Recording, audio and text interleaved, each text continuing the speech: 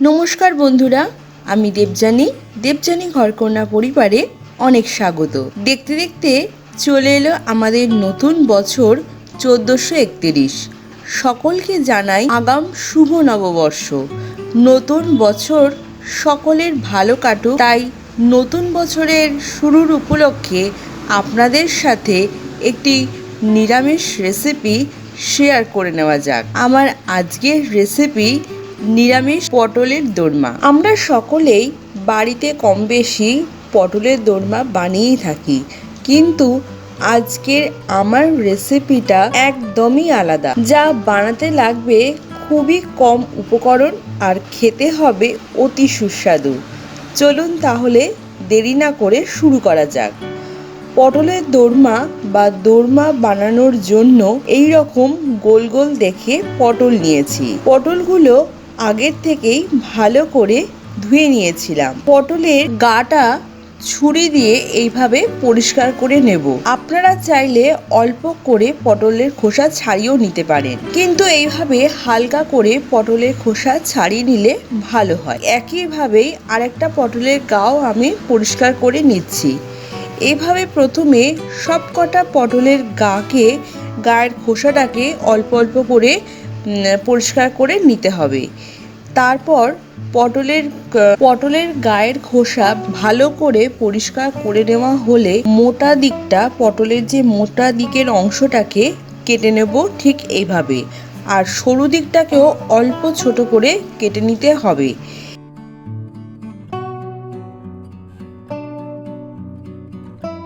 এবার একটা চামচের পিছন দিকের অংশটা দিয়ে পটলের মোটা দিকের অংশের মধ্যে থেকে পটলের ভেতরে যে শাঁসটা রয়েছে সেই শাঁসটাকে আমাদের বের করে নিতে হবে। এই কাজটা কিন্তু অতি সাবধানে করতে হবে। পটলের গায়ে যেন গাটা যেন ফেটে না যায়, সেই দিকে কিন্তু লক্ষ্য রাখতে হবে। দেখুন বন্ধুরা, আমি কত সুন্দরভাবে পটলের ভেতরকার শাঁসটা বার করে নিলাম এবং একটা আঙুলের সাহায্য আপনাদেরকে দেখাচ্ছি ভেতরে কত সুন্দর পরিষ্কারভাবে আমি শাঁসটা বার করে নিয়েছি। সবকটা পটলের শাঁসকে আগে বার করে নিতে হবে। দেখুন বন্ধুরা, আমাদের এখানে সবকটা পটলের শাঁসই বার করে নেওয়া হয়ে গেছে। এরপরে পটলের ভেতরকার অংশটাকে একটা ভেতরে যে শাঁসটাকে একটা মিক্সির জারের মধ্যে নিয়ে নিচ্ছি।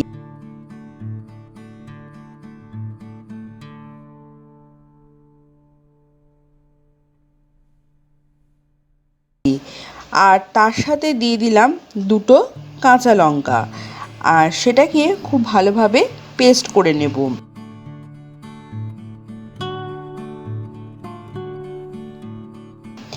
এবার এর সাথে নিলাম 250 গ্রামের মতন পনির। এরপর আমাদের পটল দোরমার যে পুরটা সেটা কিন্তু আগে বানিয়ে নিতে হবে। তার জন্য একটা ননস্টিকের প্যান নিয়ে নিলাম, আর এর মধ্যে দিয়ে দিচ্ছি 2 টেবিল স্পুন সর্ষের তেল। এবার এই সর্ষের তেলটা গরম হয়ে আসলে পটলের যে পেস্টটা ছিল সেই পেস্টটাকে আমি এর মধ্যে দিয়ে দিচ্ছি, দিয়ে একটু নাড়াচাড়া করছি। আর সাথে দিয়ে দিচ্ছি 1 টেবিল স্পুন আদার পেস্ট। ভালোভাবে মিশিয়ে নেওয়ার পর দিয়ে দিচ্ছি স্বাদ মতন লবণ আর চিনি।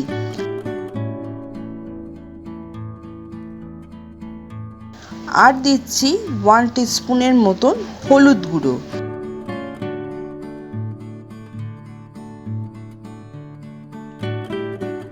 এবার আগের থেকে যে পনিরটা ছিল সেই পনিরটাকে একটা গ্রেটারের সাহায্যে ভালো করে গ্রেট করে নেব। পুরো পনিরটাকেই আমি এখানে গ্রেট করে নিয়েছি। এবার ভালো করে সব কিছুর সাথে মিশিয়ে নিচ্ছি।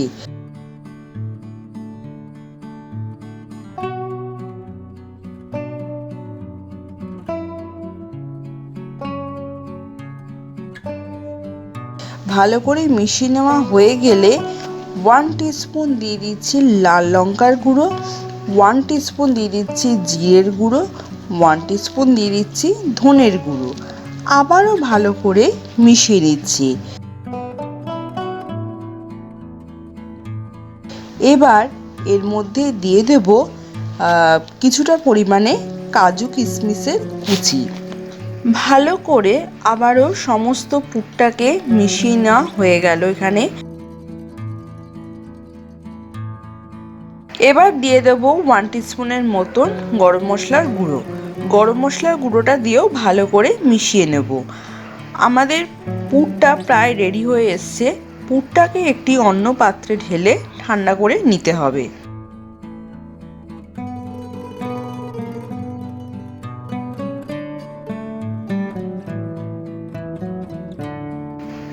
এবার আগের থেকে যে শাঁস বার করে রাখা যে পটলগুলো ছিল সেই পটলগুলোকে নুন হলুদ মাখিয়ে কড়াতে সামান্য পরিমাণ মতন সর্ষের তেল দেবো। এখানে মোটামুটি 2-3 টেবিল স্পুনের মতন সর্ষের তেল আমি দিয়েছি। সেই তেলটি হালকা গরম হয়ে আসলে আমি এই যে পটলগুলোকে দিয়ে দেবো এবং হালকা করে ভেজে নেব। ভালো করে ভেজে নেওয়া হয়ে গেলে এই রকম ভাজা হলে আমি এই পটলগুলোকে অন্য পাত্রে তুলে রাখছি এবং একটু ঠান্ডা হওয়ার জন্য সময় দিচ্ছি।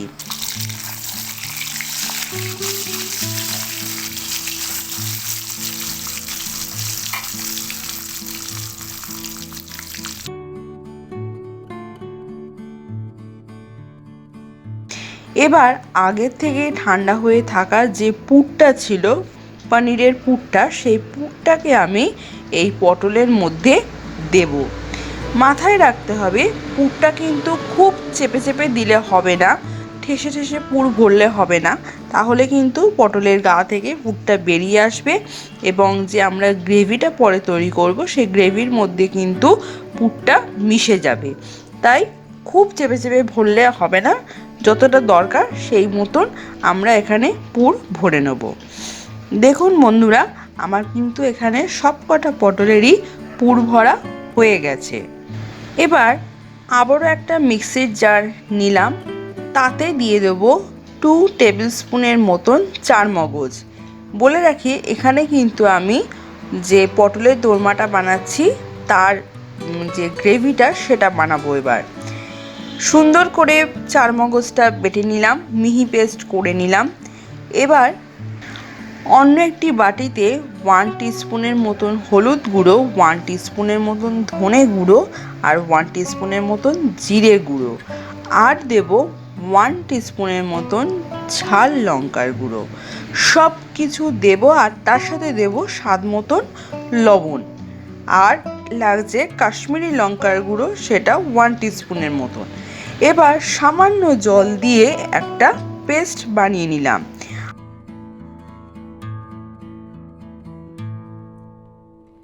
আবার এরপরে একটা ননস্টিকের প্যান বসিয়ে দিলাম গ্যাস ওভেনে, তাতে দিয়ে দিচ্ছি 2 টেবিল স্পুন সর্ষের তেল। আমি এখানে পুরো রান্নাটাই সর্ষের তেলের দিয়েই করলাম, আপনারা চাইলে সাদা তেল দিয়েও করতে পারেন, কিন্তু সর্ষের তেল দিয়ে করলে তার স্বাদ কিন্তু আলাদাই হবে। সর্ষের তেলটা গরম হয়ে আসলে ফোড়নে দিয়ে দেব একটা শুকনো লঙ্কাকে ফাটিয়ে নিয়েছি, 3টে ছোটো এলাচ, সামান্য দারচিনি, 1 টিস্পুনের মতন গোটা জিরে আর 2 থেকে 3টে লবঙ্গ, সবটাই তেলে দিয়ে দিলাম এবং ফোড়ন থেকে একটা সুন্দর গন্ধ যখন বেরোবে, ফোড়নটা যখন একটু ভাজা ভাজা হবে, তখন কিন্তু আমি আগের থেকে তৈরি করে রাখা যে বাটির মশলার পেস্টটা ছিল সেটা আমি দিয়ে দিলাম। ভালো মতন মশলাটা ভাজা ভাজা হয়ে আসলে দিয়ে দেব একটা গোটা টমেটো টুকরো করে নিয়েছি, সেটা দিয়ে দিচ্ছি। আর দেব টমেটোটাকে মশলার সাথে ভালো করে একটু ভাজা ভাজা করে নেওয়ার পর 1 টেবিল স্পুনের মতন আদা বাটাটাকেও ভালো করে মিশিয়ে নিচ্ছি।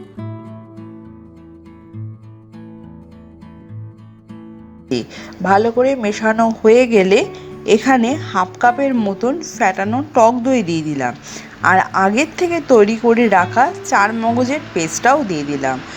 সমস্ত কিছু দিয়ে আবারও ভালো করে মিশিয়ে নিচ্ছি। আমাদের পটলের দোরমার গ্রেভিটা একদম তৈরি হয়ে এসছে। এবার পরিমাণ মতন এখানে গরম জল দিয়ে দেবো। ভালো করে কিন্তু এই গ্রেভিটাকে একটু ফুটিয়ে নিচ্ছি।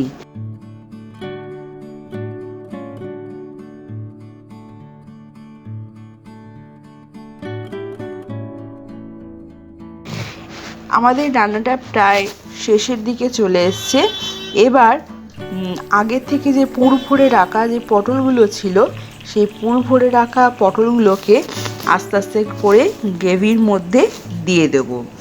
দিয়ে একটু সেদ্ধ করে নিতে হবে। মোটামুটি আমাদের ভাজার সময় 90%ই আমাদের প্রায় পটলগুলো সেদ্ধ হয়ে গেছে, তাও আরেকবার একটু সেদ্ধ করে নিতে হবে। মোটামুটি সেদ্ধ হয়ে আসলে ওপর থেকে 1 টেবিল স্পুনের মতন ঘি দিয়ে দেবো।